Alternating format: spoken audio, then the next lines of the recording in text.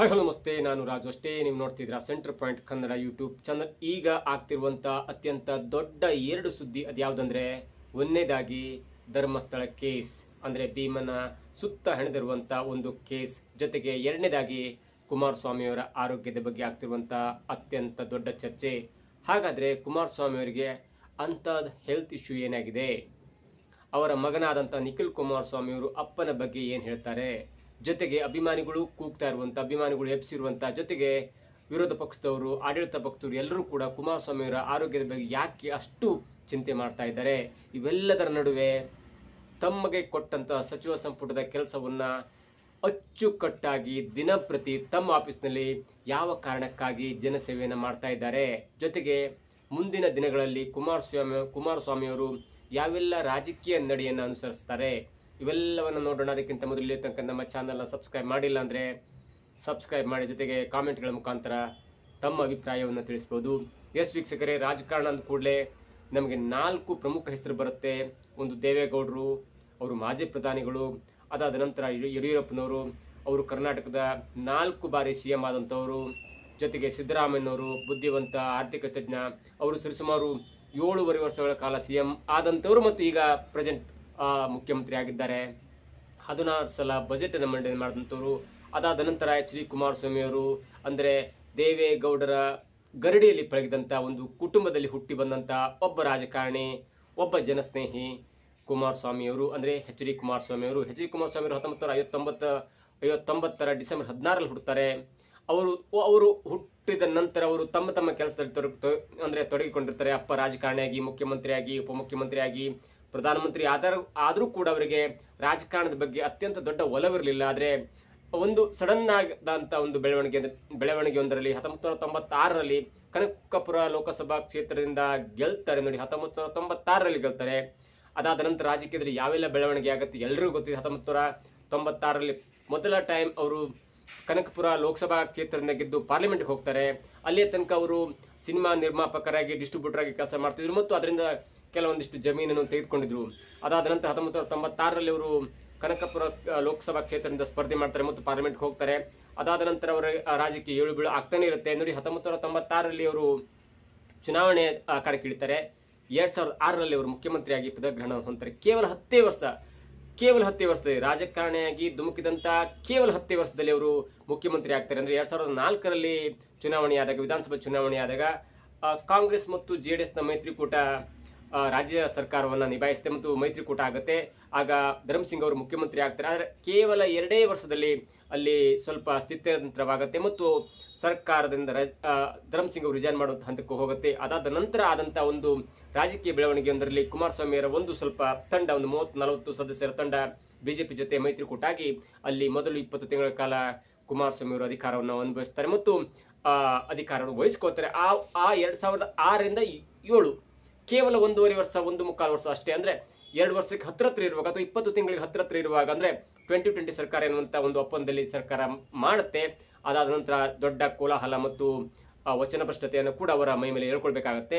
ಆ ಹೊತ್ತಲ್ಲಿ ಕುಮಾರಸ್ವಾಮಿಯವರು ಸಾಲ ಮನ್ನಾ ಮಾಡ್ತಾರೆ ಮತ್ತು ಕುಮಾರಸ್ವಾಮಿಯವರು ಅತ್ಯಂತ ದೊಡ್ಡದಾದಂಥ ಒಂದು ಮಹತ್ ಕಾರ್ಯ ಅಂದರೆ ಅದು ಜನರೊಟ್ಟಿಗೆ ಬರೆಯುವಂಥ ಒಂದು ಕೆಲಸ ಇದೆಯಲ್ಲ. ಜನರ ಮನೆಗೆ ಹೋಗಿ ಅಲ್ಲಿ ಅವರ ವಾಸ್ತವ್ಯ ಹೂಡಿ, ಅಂದರೆ ಗ್ರಾಮ ವಾಸ್ತವ್ಯ ಹೂಡಿ, ಒಂದು ದಿನ ಗ್ರಾಮ ವಾಸ್ತವ್ಯವನ್ನು ಹೂಡಿ, ಅಂದರೆ ಒಂದೊಂದು ದಿನ ಒಂದೊಂದು ಊರಲ್ಲಿ ಗ್ರಾಮ ವಾಸ್ತವ್ಯವನ್ನು ಹೂಡಿ ಅಲ್ಲಿನ ಜನಸಾಮಾನ್ಯರ ಪರಿಸ್ಥಿತಿಯನ್ನು ಖುದ್ದು ತಾವೇ ತಿಳ್ಕೊಳ್ಳುವಂಥ ಒಂದು ಕಾರ್ಯ ಇದೆಯಲ್ಲ, ಅದು ಇಡೀ ಜಗತ್ತಿನ ಅತ್ಯಂತ ಪ್ರಮುಖ ಪತ್ರಿಕೆಗಳಲ್ಲಿ ಕೂಡ ಅದು ಪ್ರಕಟ ಆಗತ್ತೆ. ಹಾಗಾಗಿ ಕುಮಾರಸ್ವಾಮಿ ಅಂದ್ಕೂಡಲೇ ಒಂದು ಆಗುತ್ತೆ, ಅದೇನೆಂದರೆ ಕುಮಾರಸ್ವಾಮಿ ಅಂದ್ಕೂಡಲೇ ಅದು ಗ್ರಾಮ ವಾಸ್ತವ್ಯದ ಒಂದು ಸರ್ದಾರ ಅಂತ. ಅದು ಗೌಡರ ಮನೆಯಲ್ಲಿರ್ಬೋದು, ಬ್ರಾಹ್ಮಣರ ಮನೆಯಲ್ಲಿರ್ಬೋದು, ಲಿಂಗಾಯತರ ಮನೆಯಲ್ಲಿರ್ಬೋದು ಮತ್ತು ದಲಿತರ ಮನೆಯಲ್ಲಿರ್ಬೋದು. ಹೀಗಾಗಿ ಕುಮಾರಸ್ವಾಮಿ ಅಂದ್ಕೊಳ್ಳಿ ಒಬ್ಬ ಜನನಾಯಕ, ಜನಪ್ರತಿನಿಧಿ ಮತ್ತು ಯಾವುದೇ ಹಮ್ಮು ಬಿಮ್ಮೆಲ್ಲದೆ ಎಲ್ಲವನ್ನು ನೋಡುವಂಥ ಒಂದು ವ್ಯಕ್ತಿ ಅಂತ ಆಗತ್ತೆ. 2007ರಲ್ಲಿ ಅವ್ರ ಸರ್ಕಾರ, ಅಂದರೆ ಅವರ ಮುಖ್ಯಮಂತ್ರಿ ಪಡೆದು ಇಳಿದ ನಂತರ ಮತ್ತೆ ಸರ್ಕಾರದಲ್ಲಿ ಏಳುಬೀಳಾಗತ್ತೆ ಮತ್ತು ಅನೇಕ ಸವಾಲುಗಳನ್ನು ಎದುರಿಸಬೇಕಾಗುತ್ತೆ ಮತ್ತು ಅಲ್ಲಿಂದ ಸ್ವಲ್ಪ ಕುಮಾರಸ್ವಾಮಿ ಮತ್ತು JDS ಪಕ್ಷ ಸ್ವಲ್ಪ ಕಡಿಮೆ ಹಂತದ ಗೆಲುವನ್ನು ಸಾಧಿಸುತ್ತೆ. ಅದಾದ ನಂತರ ಮತ್ತೆ ಅವರು ಮುಖ್ಯಮಂತ್ರಿಯಾಗಿ ಪದಗ್ರಹಣ ಹೊಂದಿದ್ದು ಅದು 2018ರಲ್ಲಿ. ಅಲ್ಲಿ ಕೇವಲ 13 ತಿಂಗಳು ಮಾತ್ರ ಅವರಿಗೆ ಅವಕಾಶ ಸಿಗುತ್ತೆ. ಅಂದರೆ 2018ರಲ್ಲಿ, ಅಂದರೆ 2013ರಿಂದ 2018 ತನಕ ಕಾಂಗ್ರೆಸ್ ಪಕ್ಷ ಅಧಿಕಾರದಲ್ಲಿರುತ್ತೆ ಮತ್ತು ಸಿದ್ದರಾಮಯ್ಯನವರು ಮುಖ್ಯಮಂತ್ರಿ ಆಗಿರ್ತಾರೆ. ಅದಾದ ನಂತರ 2018ರ ಸಾರ್ವತ್ರಿಕ ಚುನಾವಣೆಯಲ್ಲಿ ಕಾಂಗ್ರೆಸ್ ಪಕ್ಷ ಅತಿ ದೊಡ್ಡ ಪಕ್ಷವಾಗಿ ಹೊರಹೊಮ್ಮಿದ್ರು ಕೂಡ ಅವರಿಗೆ ಅಧಿಕಾರವನ್ನ ಚಲಾಯಿಸಲಿಕ್ಕೆ ಬೇಕಾದಂತೆ ಮ್ಯಾಜಿಕ್ ನಂಬರ್ ಇರಲ್ಲ. ಹಾಗಾಗಿ ಕುಮಾರಸ್ವಾಮಿ ಅವರ ಒಂದು ಸಪೋರ್ಟ್ ಅನ್ನು ತೆಗೆದುಕೊಂಡು ಅಲ್ಲಿ 30-35 ಸೀಟ್ ಬರುತ್ತೆ ಕುಮಾರಸ್ವಾಮಿ ಅವರು. ಅಷ್ಟು ಸೀಟನ್ನು ಪಡೆದುಕೊಂಡು ಅವರು ಮೈತ್ರಿ ಸರ್ಕಾರವನ್ನ ಮಾಡ್ತಾರೆ. ಆಗ ಕುಮಾರಸ್ವಾಮಿ ಅವರೇ ಆ ಸರ್ಕಾರದ ಅಥವಾ ಆ ಮೈತ್ರಿಕೂಟದ ಮುಖ್ಯಮಂತ್ರಿಯಾಗಿ ಪದಗ್ರಹಣವನ್ನು ಹೊಂದ್ತಾರೆ. ಅದಾದ ನಂತರ ಅವರು ಮೊಟ್ಟ ಮೊದಲ ಬಾರಿಗೆ 43-44 ಸಾವಿರ ಕೋಟಿ ಹಣವಷ್ಟು ರೈತರ ಸಾಲ ಮನ್ನಾವನ್ನು ಮಾಡ್ತಾರೆ.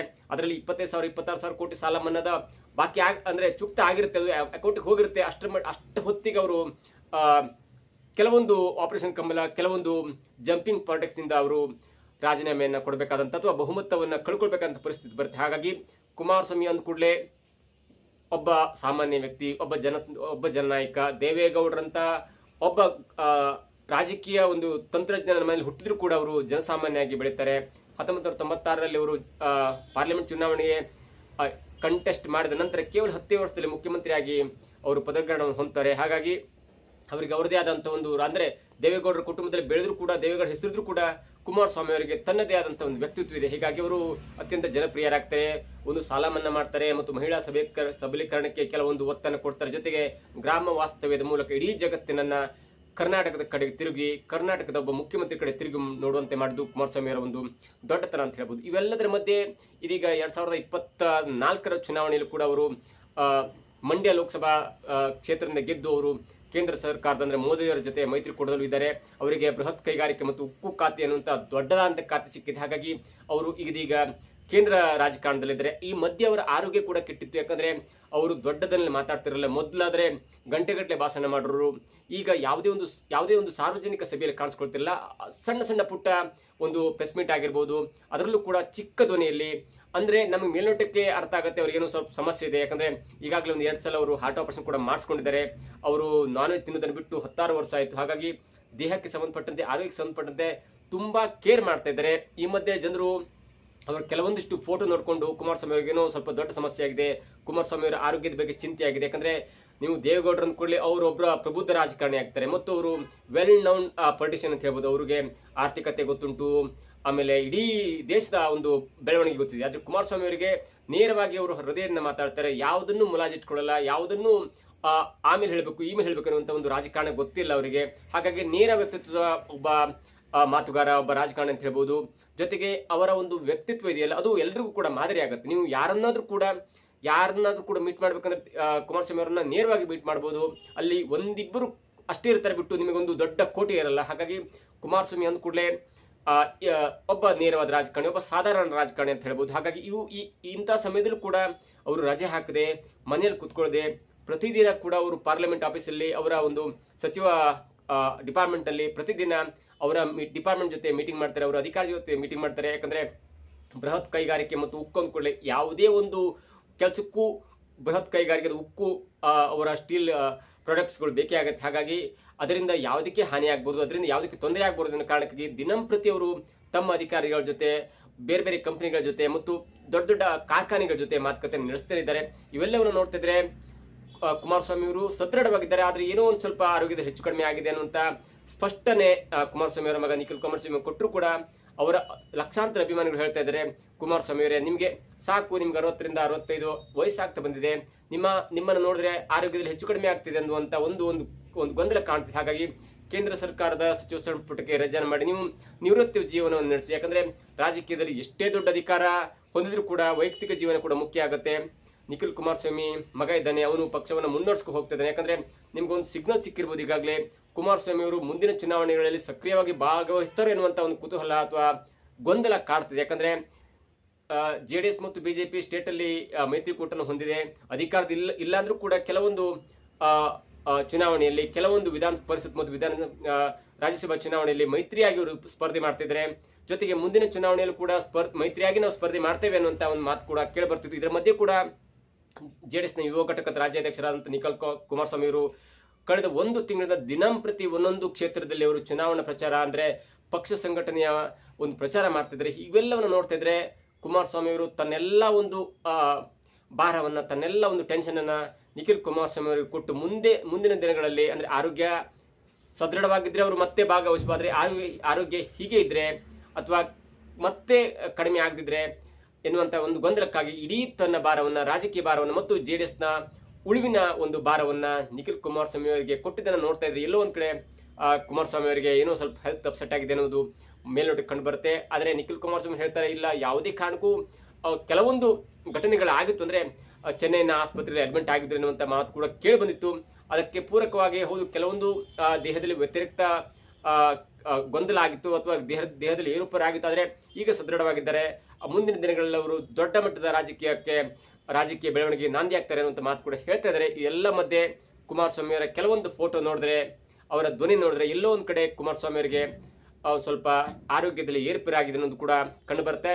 ಅದರ ಮಧ್ಯೆ ಅವರ ರಾಜಕೀಯ ಅವರ ಕುಟುಂಬದಲ್ಲೂ ಕೂಡ ಕೆಲವೊಂದು ವ್ಯತಿರಿಕ್ತ ಘಟನೆಗಳು ನಡೆದಾಗ ಅದು ಅವರ ಸಂಬಂಧಿಕರಲ್ಲಿ ಅಥವಾ ಸಹೋದರರ ಮಕ್ಕಳಲ್ಲಿ ಕೆಲವೊಂದು ವ್ಯತಿರಿಕ್ತ ಅಥವಾ ಮನಸ್ಸಿಗೆ ಧಕ್ಕೆಯಾಗುವಂಥ ಒಂದು ಘಟನೆ ನಡೆದಾಗ ಅದು ಕೂಡ ಎಲ್ಲೋ ಒಂದು ಕಡೆ ಕುಮಾರಸ್ವಾಮಿ ಅವರಿಗೆ ಸ್ವಲ್ಪ ಹರ್ಟ್ ಆಗಿದೆ ಅನ್ನೋದು ಕೂಡ ಮೇಲ್ನೋಟಕ್ಕೆ ಕಂಡು ಬರುತ್ತೆ. ಏನೇ ಆಗಲಿ, ಕುಮಾರಸ್ವಾಮಿ ಅಂತ ಒಬ್ಬ ಜನನಾಯಕ, ಒಬ್ಬ ಮಾಜಿ ಮುಖ್ಯಮಂತ್ರಿ ಅಥವಾ ಈಗಿನ ಕೇಂದ್ರ ಸಚಿವರಂತವರು ನಮ್ಮ ರಾಜ್ಯಕ್ಕೆ ಬೇಕು. ಜೊತೆಗೆ ಅವರ ಮುಂದಿನ ರಾಜಕೀಯ ಭವಿಷ್ಯ, ಜೊತೆಗೆ ಅವರ ಆರೋಗ್ಯ ಕೂಡ ಸುಧಾರಿಸಲಿ ಅನ್ನೋದು ಕೂಡ ನಮ್ಮ ಕಳಕಳಿಯ ವಿನಂತಿಯಾಗಿದೆ. ಇದಾಗುತ್ತೆ ಇವತ್ತಿನ ವಿಶೇಷ. ನೋಡ್ತಾ ಇರಿ ಸೆಂಟರ್ ಪಾಯಿಂಟ್ ಕನ್ನಡ ಯೂಟ್ಯೂಬ್.